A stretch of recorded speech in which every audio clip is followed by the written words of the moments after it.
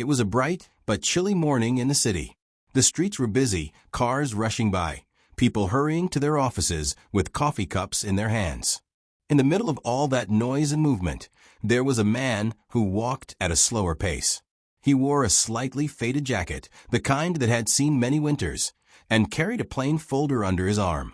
Inside were a few copies of his resume, each one neatly printed and carefully placed, as if they were his most valuable possession. This man was a single father. Every day was a challenge for him, not just to earn enough to pay the bills, but to give his young child a life filled with love and safety. He worked 2 jobs, one early in the morning and one late at night. In between, he tried to find a better opportunity, something that could ease the heavy weight on his shoulders. That day, he had arranged to meet an old friend who had promised to talk to a manager about a job opening. The meeting spot was a popular cafe in the business district. It was a place where well-dressed professionals and wealthy clients gathered. As he stepped inside, the warm air smelled of fresh coffee and baked bread. He looked around, feeling a little out of place among people in expensive suits. He found a small table in the corner and waited. While waiting, he noticed a woman sitting at a large table near the window. She was dressed in an elegant suit, her jewelry shining even in the soft light of the cafe. She spoke in a confident, almost commanding tone to a younger assistant who stood beside her. This woman was well known in the city, one of the most successful business leaders, the head of a large company. At first, the man paid little attention to their conversation. But then he heard her voice carry across the room, not exactly shouting, but loud enough for others to hear. She glanced briefly in his direction and said to her assistant with a smirk, "Some people really should know their place." The assistant gave a nervous laugh, and the woman sipped her coffee as if nothing had happened. The words struck him harder than he expected. He lowered his eyes, pretending to check his phone, but inside he felt a familiar ache. It wasn't the first time someone had judged him for how he looked, for the clothes he wore, for the life he was trying to hold together. But each time it still hurt. His hands gripped the folder tightly, as if holding on to his hopes a little harder might protect them from the sting of someone else's arrogance. Minutes passed, and his friend didn't show up. Maybe something had come up, or maybe they had forgotten. He couldn't be sure. He stood up quietly, slid the folder under his arm again, and walked out of the cafe without looking back. He didn't want anyone to see the disappointment in his face. The air outside felt colder than before. He took a slow walk toward the park where his child was playing after school. From a distance, he could see that small figure running across the playground, laughter echoing through the air. The sound brought a gentle warmth to his heart. No matter how heavy the day felt, that laughter always reminded him why he kept going. He bent down as his child ran to him, wrapping small arms around his waist. "Did you get the new job?" the child asked with hopeful eyes. He smiled faintly and shook his head. "Not yet, but I'll keep trying." He didn't mention the woman in the cafe or her hurtful comment. Some things were better left unsaid, especially when you didn't want to plant bitterness in a young heart. As they walked home, the sun dipped lower, painting the sky in shades of orange and pink. Life wasn't easy, but moments like this, holding his child's hand, feeling the evening breeze, reminded him that his worth wasn't measured by what strangers thought. Still, he couldn't shake off the sting of that morning, not knowing that the same woman's life would soon depend entirely on him. That evening, the city felt different. The wind had picked up, and the streets were beginning to glow with the soft orange lights of the lampposts. The man had just finished his first shift of the day, and now it was time to head to his second job. It wasn't glamorous, just stocking shelves at a small store, but it paid enough to keep food on the table and the lights on at home. He kissed his child goodbye at the neighbor's place, thanking them for watching over the little one until he got back late at night. He promised to bring home a small treat, something to make up for not being there at bedtime. With a tired smile, he set out on foot, walking briskly through the familiar streets. Hours later, his shift ended. It was almost midnight, and the city had grown quiet. The streets were emptier now, except for the occasional car passing by. The man decided to take a shortcut through the business district. It would save him 10 minutes, and he was eager to get home and rest. The tall glass buildings loomed on both sides of the road, their windows reflecting the dim streetlights. Most offices were dark, except for a few floors where lights still burned, people working late into the night. He passed by the cafe from earlier that day, its chairs stacked neatly inside, the place now silent and still. He was just about to cross the street when he heard it, screeching tires, the sound of metal twisting, and then a deafening crash. His heart jumped as he turned toward the noise. Up ahead, two vehicles had collided in the middle of the intersection. One was a black SUV, the other a smaller car, both badly damaged. The smell of smoke and burning fuel filled the air. Without thinking, he ran toward the scene. The SUV's front end was crumpled, steam rising from under the hood. The smaller car was worse, its front door crushed in, the engine on fire. He could hear someone groaning inside.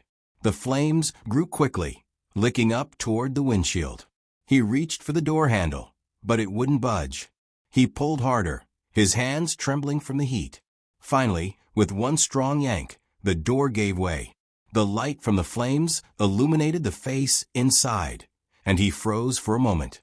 It was the same woman from the cafe, the wealthy CEO who had mocked him just hours ago. She was slumped against the seatbelt, her head tilted to one side, her breathing shallow.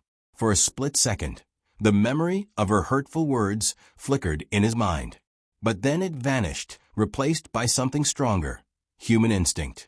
She was trapped, and every second mattered. "Stay with me," he said urgently, unbuckling her seatbelt. The smoke was thick now, making it hard to breathe. He wrapped an arm under her shoulders, pulling her out just as the flames reached the dashboard. His muscles burned from the effort, but he didn't stop until they were several steps away from the wreck. She was bleeding from a cut on her forehead, her face pale. He tore a piece of his shirt and pressed it against the wound to slow the bleeding. Around them, a few people had gathered, some filming with their phones, others calling emergency services. The man ignored the cameras. "You're going to be all right," he said firmly, keeping his voice calm even though his own chest was pounding. In the distance, he could hear sirens approaching, the wail growing louder with each passing second. And in that moment, standing on the cold pavement with the woman who had once looked down on him, he knew nothing about her money or her status mattered. She was just a human being who needed help, and he was the one who was there to give it. The sirens grew louder until the flashing lights filled the street. An ambulance pulled up first, followed closely by a fire truck and a police car. The rescue team moved quickly. One firefighter rushed to control the flames while two paramedics knelt beside the woman, checking her breathing and pulse. The man stepped back slightly, giving them room, but he stayed close enough to answer their questions. "She was inside the car," he said, his voice still a little shaky. "The fire was spreading fast. I pulled her out before it reached her." His hands were reddened from the heat, and there were faint burn marks on his forearms, but he didn't mention them. One paramedic looked at him with genuine respect. "You probably saved her life," he said while helping lift her onto the stretcher. The woman's eyes fluttered open for a moment. She seemed confused, her gaze unfocused. The man leaned forward slightly. "You're safe now," he told her quietly. She didn't seem to recognize him yet, and maybe that was for the best at that moment. She let her eyes close again as they wheeled her toward the ambulance. A police officer approached him, taking notes. "We'll need your statement," the officer said. "What's your name?" He gave his name and explained what he had seen. The officer nodded, clearly impressed. "Not everyone would have run toward a burning car," he said. "You did the right thing." By the time the ambulance drove away, the street had grown quieter again. The man stood there for a few moments, his body heavy with exhaustion. The adrenaline that had pushed him into action was fading, replaced by a deep weariness. He turned and began walking home, his footsteps slow. Later that night, in his small kitchen, he sat with a glass of water in his hand, replaying the events in his mind. He thought about the look on her face when he pulled her out, the fear, the pain, and for some reason, he hoped she would recover quickly. Whatever had happened between them earlier that day didn't matter anymore. In that moment on the street, she wasn't a billionaire or a CEO. She was just another person fighting to stay alive. He glanced at the clock. It was nearly 3 in the morning. His child was asleep in the next room, and the soft sound of breathing was the only comfort he needed. He quietly promised himself that no matter how hard things got, he would never let bitterness decide his actions. Somewhere across the city, in the quiet hum of a hospital ward, the woman lay hooked up to monitors, unaware of the man's thoughts, or that her life now carried a debt she could never fully repay. The next morning, the hospital room was filled with the faint beeping of monitors and the smell of antiseptic. Sunlight filtered through half-closed blinds, casting thin stripes of light across the bed. The woman stirred, slowly opening her eyes. At first, everything was a blur: the white ceiling, the hum of machines, the distant sounds of footsteps in the hallway. A nurse stepped in, smiling gently. "You're awake. How are you feeling?" The woman's voice was faint. What happened?" "You were in a car accident," the nurse explained while checking her vitals. "You were lucky. Someone pulled you out before the fire reached you. The doctors said you owe your life to him." The woman frowned slightly. "Him?" "Yes," the nurse replied, writing something on the chart. "A man was passing by, saw the crash, and didn't think twice before running into the flames. He stayed with you until we arrived. You should have seen the burns on his arms. Still, he never complained." The woman was silent. Somewhere deep in her memory, she saw a quick image: hands pulling her out, a voice telling her she was safe. It felt familiar, but she couldn't place it. "Do you know his name?" she asked. The nurse nodded. "It's in the report. The police said he didn't want any attention, just gave his name and left." She glanced at the woman. He didn't even wait to be thanked. For a moment, the woman felt something she rarely experienced: guilt. It settled heavy in her chest. She had spent her life in boardrooms and luxury offices, commanding respect, giving orders. She wasn't used to being vulnerable, and she certainly wasn't used to needing help. But now, she owed her life to a stranger. Later in the day, as she sat propped up in bed, a police officer arrived to take her statement about the accident. He confirmed the nurse's story, that the man had risked his own life to save hers. And then the officer mentioned the man's full name. The moment she heard it, her mind flashed back to the cafe. She remembered the jacket, the worn folder under his arm, the way he had sat quietly in the corner. She remembered her own voice, sharp and careless, making a cruel remark. And now, the realization hit her like a cold wave. She had mocked the very person who had saved her life. The room suddenly felt smaller. She leaned back against the pillows, closing her eyes. It was a strange mix of emotions: shame, gratitude, and something else she couldn't name. All she knew was that she needed to see him. But she also knew that no apology would ever feel enough. 2 days later, the woman was discharged from the hospital. Her injuries were healing, though she still had bandages on her forehead and a slight limp. As soon as she left the hospital doors, she told her driver she wanted to make one stop before going home.